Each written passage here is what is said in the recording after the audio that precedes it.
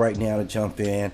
You guys know I've been liking to do kind of a mythology study like right during the middle of the day, just to kind of catch you if it's like your lunchtime, your break time. I don't know if you're even just going to the bathroom, but I thought, man, let's just kind of go through Kemetic belief systems, right? And this is a great story, because this is a story about the conception of Heru.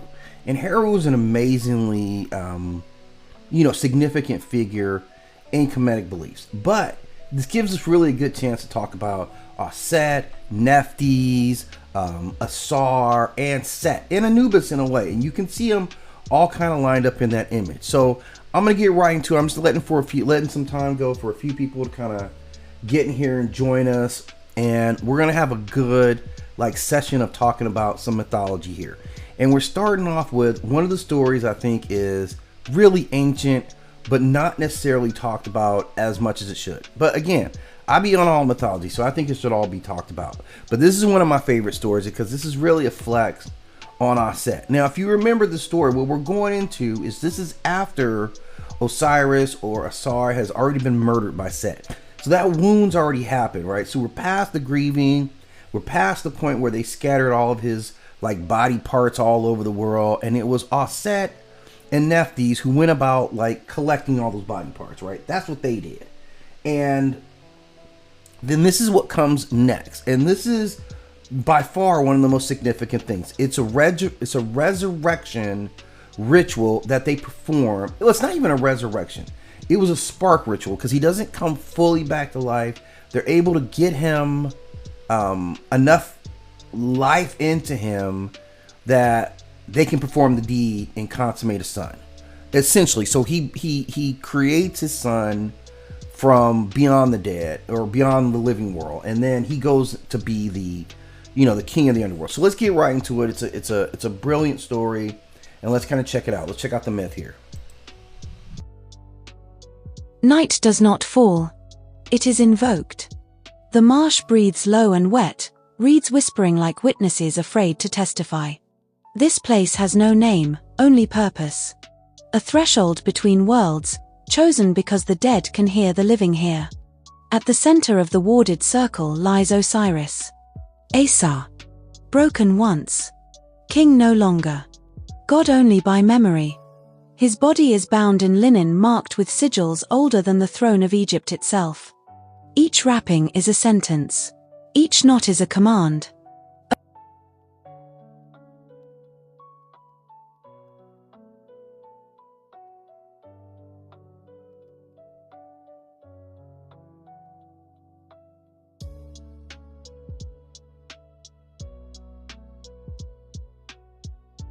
Over him kneels Anubis.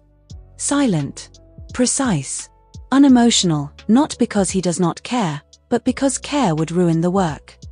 This body must hold. Not forever. Not even long. Just long enough. Anubis finishes the final seal and steps back. The ritual space is now stable. Barely.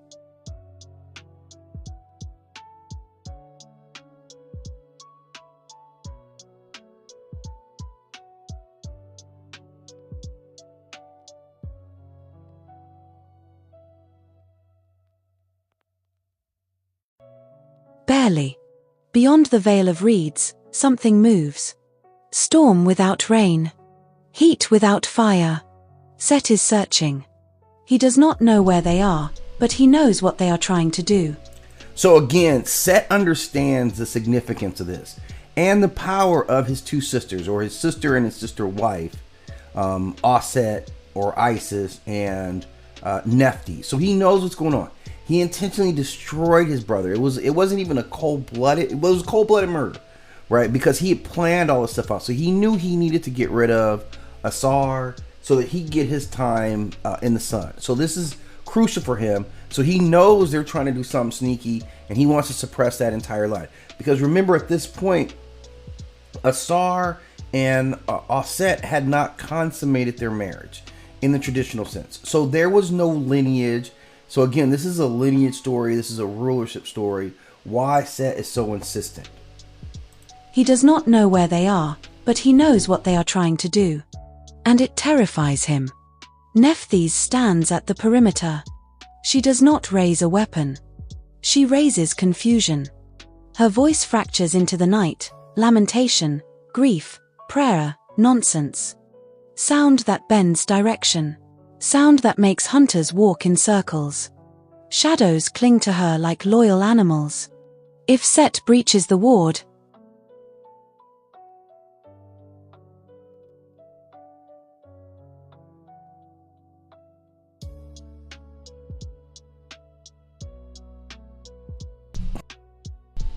this will matter later because in these stories, both Auset and Nephthys are defined as being among the most powerful magic wielders in the Kemetic belief system.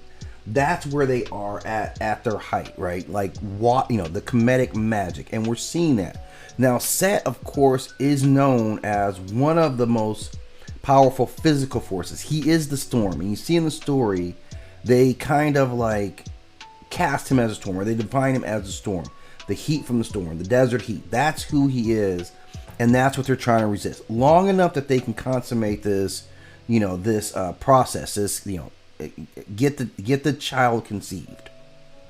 if Set breaches the ward, Nephthys will not fight him. She will mislead him until the world itself forgets which way is forward. Inside the circle, Isis begins the spell. Auset. She does not cry. Tears come later. Her magic is not loud. It is deliberate. Each word spoken in reverse of how it was first learned, undoing death syllable by syllable. The air thickens. The body of Osiris responds. Chest rises. Once. Twice. Not life. Permission. And this will be the important thing, is that she does not bring him back to life.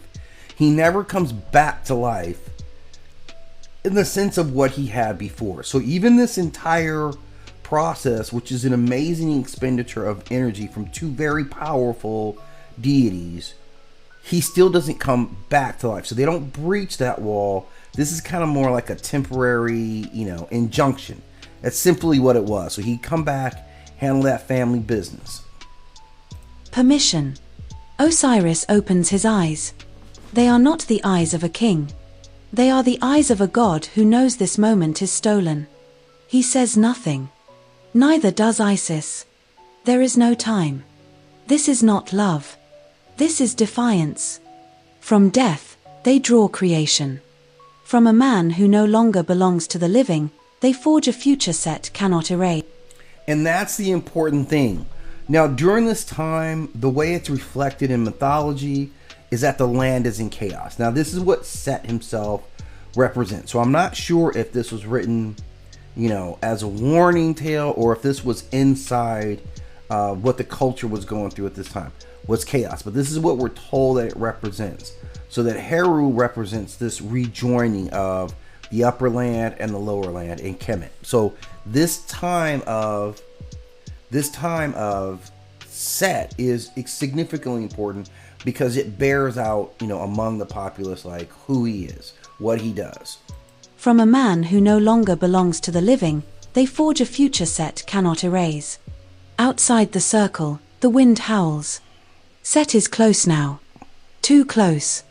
Nephthys changes the chant. The sound splinters again. The marsh swallows the trail. Inside the ward, the spell crests. Isis completes the union. The moment passes. Osiris exhales. His body stills. The god is gone. The king does not return. But something has begun. Isis staggers, steadying herself against the earth. Her hand presses to her abdomen. So again, because he's not a living creature, and they don't show any depictions of them engaging in actual sex. That's not what happens when we say they consummate their marriage and conceive.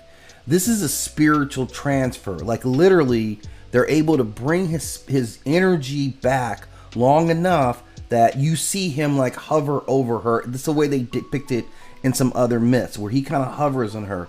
So this is 100% an immaculate conception. This is why later on we talk about the story of even, Jesus Christ and the conception of Jesus Christ, this immaculate conception.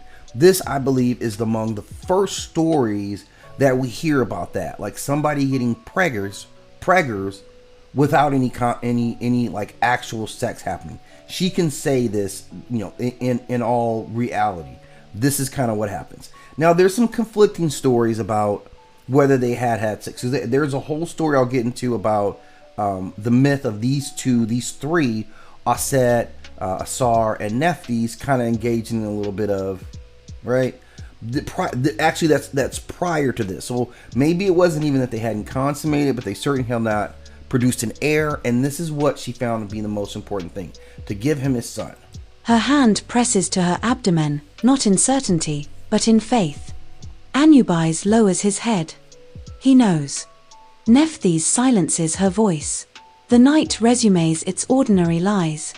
Far away, Set roars in frustration, striking stone where nothing answers back. Isis flees before dawn. She will hide. She will wander. She will raise a child in secrecy.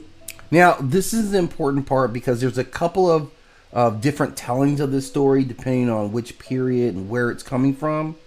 But in this version, Set never breaches the perimeter. And again, it's important that they're in the marsh areas. Marshes everywhere are considered more of a liminal space.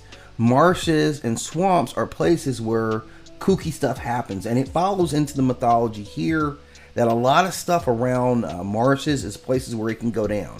In North American belief systems, if you follow like the Inuit, like the Seminole belief system, you get a lot of that talk about operating in these liminal spaces, these spaces that are off the beaten path, these spaces that combine as much, magic or grounding in the real world, but also serve as conduits to the afterlife. So it's not a surprise that she they cast a spell there. This is a swamp is kind of a perfect place, or a marsh is kind of a perfect place for, let's bring someone from the afterlife into this world, because in those places, the liminal spaces, that's where you have the most power to be able to do those kind of things. So this is what we get, why she's there, why he's after her, and she'll stay in the marshes because this is her space to fly below the radar on what Set's power is. She will raise a child in secrecy, strength, and patience. For the one conceived this night is not merely a son. He is a verdict.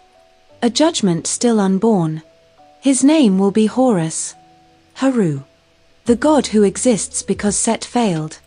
Now that's very important because his role obviously is going to be to claim the throne back. Like he makes this claim to that this is how they would reset everything and bring order back to the lands, was through Heru. So he was destined to be this avenging son, and this would spark off a whole series of conflicts between Set, the uncle, and Heru, the nephew, and they would battle. I mean, these would be like off the hook battles. I think like Heru loses an eye, which is restored later. I think Set loses a testicle. Like he attempts to mount him because he wants to show that I'm dominant over. And the easiest way is to wrestle him down in front of a group of people and essentially, grape him. So that also went down. But the story really gets a lot more litigated when we get into the how and the why that Heru comes back and supplants him. It's really a political decision that the rest of the elders come back at. So this is kind of what the story lends it to. It's a significant story in Kemetic history because, and like I said, I think it's the first immaculate conception story that we hear, and all the moving parts. So there's a lot of parts that go on with this, and we kind of need to understand like some of the characters. So I did kind of queue up some more information about each of the characters, and let's talk about this. Like I wanted to talk about Auset first. She's the premium one here. She's the powerhouse. So let's kind of learn a little bit about her. Just take a couple of brief moments here, right? Dossier, Auset. Supreme Mage of the Kemetic system. Primary name: Isis. Kemetic name: Auset. Meaning: throne, legitimacy, continuity, rightful succession. She does not sit on the throne. She makes thrones valid. Known names and titles. Core Kemetic titles: Auset, Lady of the Throne. Were it Heru, Great of Magic. She who knows the name. Mistress of words of power. Mother of the god. Protector of kings. Mistress of the house of life. She who makes the dead speak. Syncretic later titles: Isis Myrianimos, she of 10,000 names. Isis Panthea, the all-goddess. You can see, I'll just interrupt it really quickly, but you can see how they break her down, like the names that she gets, right? The Lady of the Throne. And I said, the kind of the rule for this belief system is that she sits behind the throne. She is conceptualized in that way. And they often say that the queen makes the rules, the king enforces the rules. So she has a definitive role in administering the kingdom. And this is what they talk about when they talk about these many names of her. Isis Panthea, the all-goddess. Queen of heaven. Important. These names are not cosmetic. Each reflects a function she absorbed, mastered, or subsumed. Core domain definition. Supreme Mage. Auset is not the embodiment of Heru. She is the greatest wielder of power outside of Heru itself. This distinction matters. Heru equals cosmic principle. Auset equals master operator. She does not generate raw force like Ra. She commands outcomes through precision. Power philosophy. How Auset's power works. Earned, not innate. Learned, not bestowed. Applied, not theoretical. Ritualized, not explosive. Her magic is preparation heavy, knowledge driven, context sensitive, terrifyingly reliable. She is strongest when she has time, she has materials, she understands the system she is manipulating, which is almost always relationship to Ra. Ra versus Auset. Ra. Older. More powerful in raw output. Cosmic authority by default. Auset. More adaptable. More curious. More dangerous in practice. Her defining victory. Forcing Ra to reveal his true name, gaining power over him without overthrowing him. This establishes her as not superior by rank.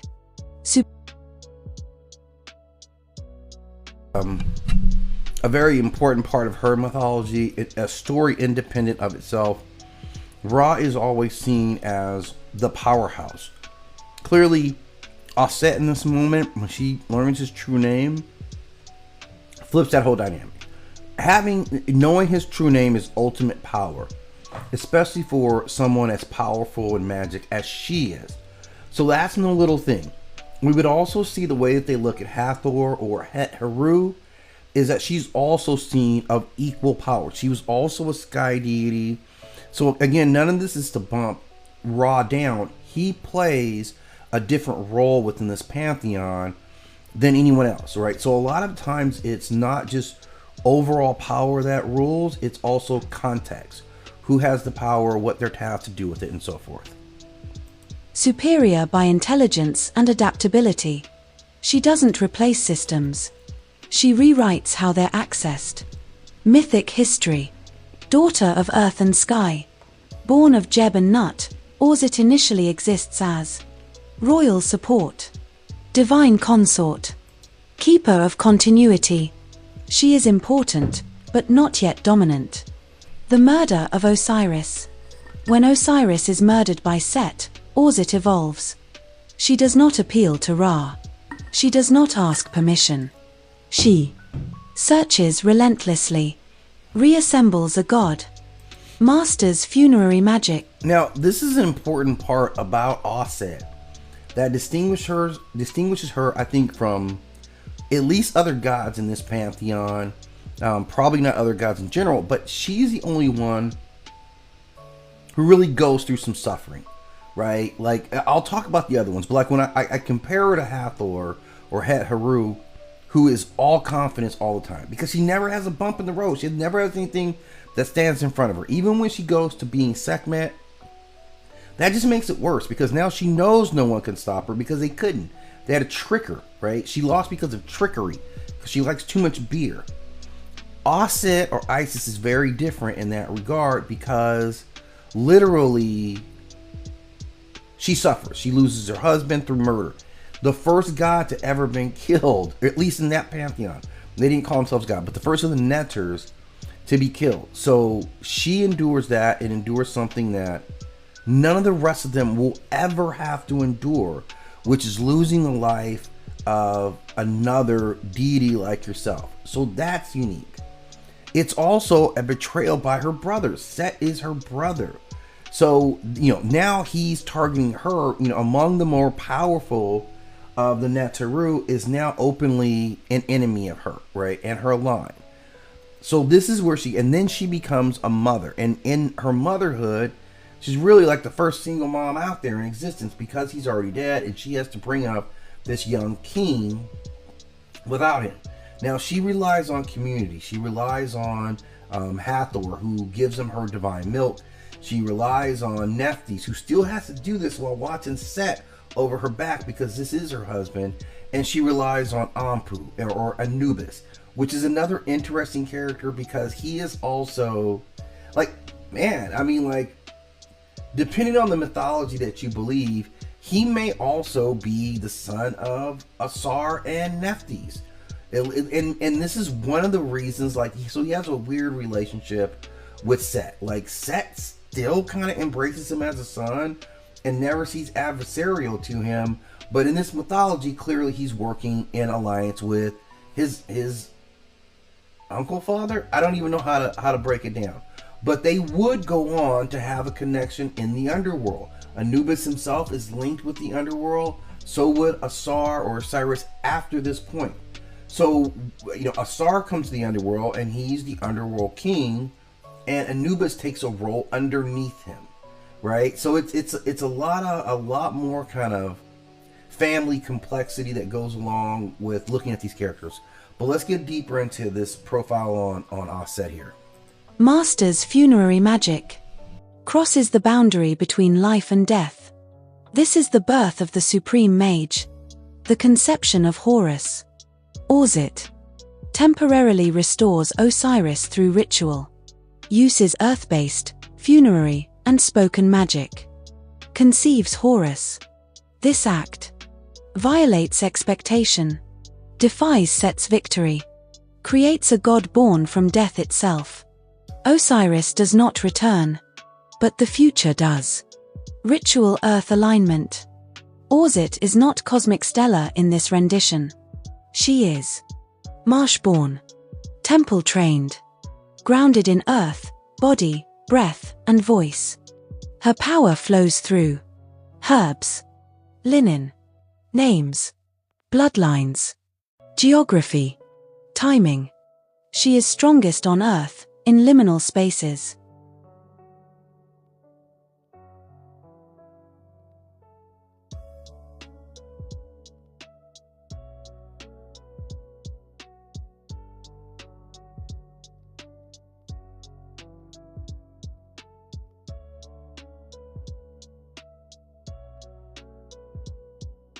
She is strongest on earth, in liminal spaces. Marshes, tombs, thresholds, warded sanctuaries. This makes her perfect for ritual thrillers, stealth mythology, sacred espionage, relative power scale, mythic scale, base power 810, prepared and ritualized 9.510, against stronger gods 910. Long-term impact, so 10-10. She is among she may the lose most moments. Powerful, the way that she wins I break eras. it down. She's the master Psychological and magic. archetypal profile. Adaptive. Patient. Emotionally controlled. Maternal but not soft. Will violate cosmic norms if the outcome preserves balance. She is not chaotic good. She is inevitable order through intelligence. Final dossier classification. So that's kind of Auset in a nutshell. A very diverse character. Obviously, as Isis, she would be known all over the world. And among the Kemetic belief system, maybe she still is the most well-known. Like, we see commercials of Ra, but within like big parts of culture, especially, you know, a lot of women who are exploring their own powers, or women who are about women empowerment. Man, this is a great mythological figure, because she ties in all that stuff there. So this is the part of her that we see. She's very strong. She's both a mother. She's soft enough to be a mother, but she's strong enough to take on the gods. And this is not like, she fights all the way through to get her son Heru placed back on the throne. Right, that's a huge part. And she does some things, you know, relying on relationships, relying on some deception. Right, she gets after it. She does what she has to do. Now, the other part, the person I didn't want to leave out of this, because I feel like she gets overlooked all the time, is Nephthys. And Nephthys, again, is equal in power to Auset. Like, she literally is. So when we talk about like the power of these deities, like, Nephthys is someone that we always tend to overlook, but is one of the more powerful. She's kind of in the shadows. But let's kind of break out like how she's referred to and named. Dossier, Nephthys. Mistress of shadows, guardian of the threshold. Primary name, Nephthys. Kemetic name, Nephthys. Meaning, lady of the house. Not a domestic title. House here means sacred enclosure, temple boundary, threshold space. She rules what is inside but not seen. Known names and titles. Core Kemetic titles. Nephthys, lady of the house. Mistress of the threshold. She who guards the night. Protector of the dead. Watcher at the gate. She who conceals the sacred. Now, those names, protector of the dead, she does play a role in the funerary services. So when you wake up, if everything is cool, she may be one of the first figures that you see, because she's here to help you guide through the underworld. So this is what her role is as she's, you know, as you wake up in the underlife. Nephthys is going to be there to help you. She will be a guide. You're probably going to be thirsty. I don't know why, but you will be. And so she carries even sacred water. Imagine a deity of this scale helping a simple person make their transition. That's who Nephthys is. She who conceals the sacred. Companion of the morning goddess. Funerary and liminal titles. Mistress of shadows. Guardian of the bier. Voice of lamentation. Keeper of silent paths. Where Auset acts, Nephthys ensures no one interferes. Core domain definition. Liminal authority. Nephthys does not dominate through force or spectacle. Her power exists in borders, transitions, hidden moments, sacred privacy. She governs what is not meant to be seen. If Auset rewrites reality, Nephthys decides who is allowed to witness it. Power philosophy. How Nephthys' power works. Subtle. Passive-aggressive in cosmic terms. Defensive rather than assertive. Environmental rather than confrontational. Her influence manifests as misdirection, silence, delay, confusion, forgotten paths, ritual concealment. She doesn't stop enemies. She makes them miss the moment. Relationship to Set. Set and Nephthys. Wife by title. Opposite by nature. Yeah, this is important because on a, like they got paired together, which is all win for Set. Like there was nothing in there for her. I'll let her go through this disruptions and we'll talk about it here. Opposite by nature. Set represents disruption, exposure, force, storm. Nephthys represents concealment, containment, stillness, night. She is not loyal to Set's chaos. She is loyal to cosmic balance through containment. And this will be important.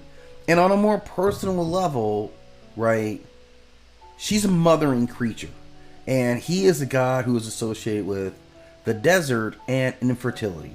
So that's already a combination that's not going to work in that pairing. And it bears to be very much true.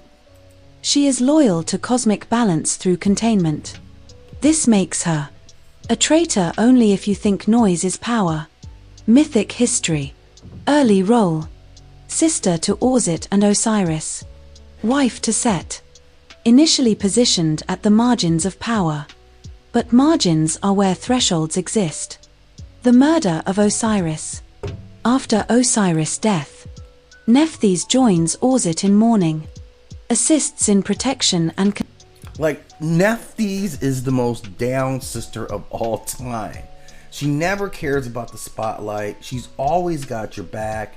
I don't know if she's always on time, but she's always there when you call. Like, she's always on time with the assistants. And that's the role that these two sisters have together. And Auset is just as protective as Nephthys is of her. So it's really a great relationship when we talk about how these two are connected.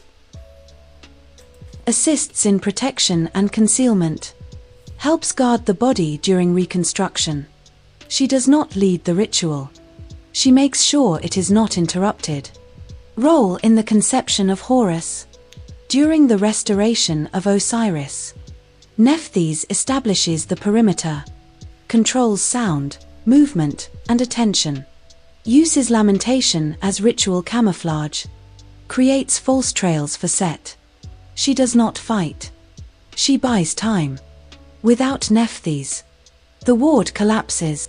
So, yeah, she is very much crucial because Set was on that ass, man. He was tearing things up looking for them, and he could move and travel at the speed of storms, at the speed of wind, at the speed of lightning. So that's how fast he was like going around, and she was just misdirecting him because at any time if he shows up early in that process, we don't get Heru. If we don't get Heru, there may be no one who ever challenges the throne, and we still may be living under the chaos that is a Set administration, ironically. The ward collapses. Set arrives early. The future never happens. She is the difference between spell cast and spell interrupted. Association with Anubis. Anubis. In several traditions, Nephthys is mother or guardian of Anubis. Shares funerary authority. Oversees transitional rites with him. They form a silent operational pair. Anubis prepares the dead. Nephthys protects the process. Ritual earth alignment.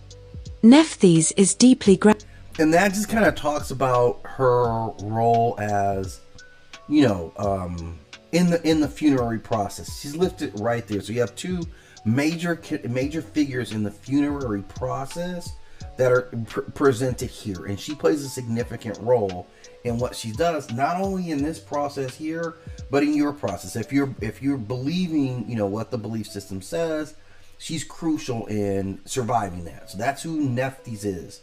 We'll continue this. Nephthys is deeply grounded. Night air. Desert edge. Tomb entrances. Marsh borders. Temple thresholds. Her magic flows through. Silence. Shadow. Breath control. Sound distortion. Spatial misdirection. She is strongest. At night. During rites. At borders of sacred space. Relative power scale. Base power, 710. In liminal spaces, 910. Against stronger gods, 8.510. Strategic impact, 9.510. She will not overpower a god. She will ensure the god arrives too late. Psychological and archetypal profile. Reserved. Observant. Loyal to process, not personalities. Comfortable being unseen. Emotionally restrained but deeply committed. She is not cold. She is focused.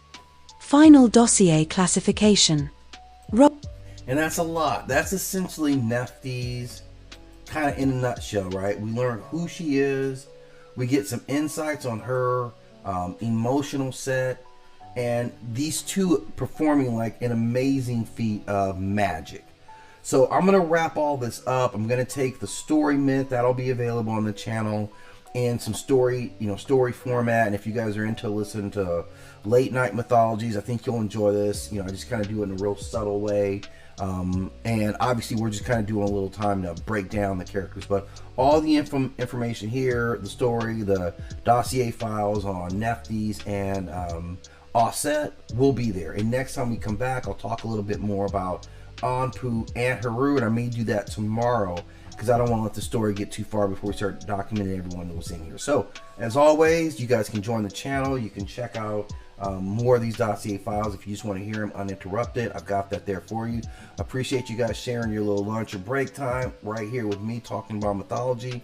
And I'll be back tomorrow about this time-ish, right? Like, you know how it goes with the live stream, but I will be back on at least by tomorrow at the same time if you're into the mythology. I do an earlier segment where I talk about, what's in my personal story that I'm writing. So you can check me out early if you want to hear about my own writing. This is where I break down mythology, and later I'll probably break down a couple of popular shows. So I will be back. Thank you as always for stopping in.